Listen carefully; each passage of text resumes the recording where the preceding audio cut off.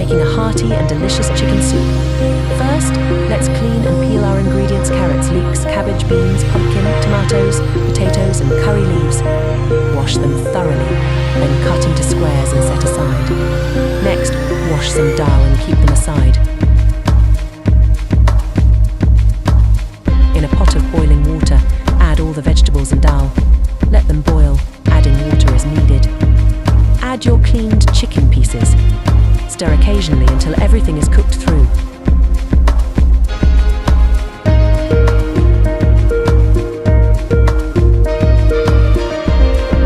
Meanwhile, toast some sandwich bread with butter until golden and crispy. Once cooked, remove the vegetables and blend them until smooth. Pour the blended soup back into the bowl, then season with salt and pepper to taste. And there you have it, a delicious chicken soup with toasted bread, perfect for a cozy meal. Enjoy your cooking with Hashi.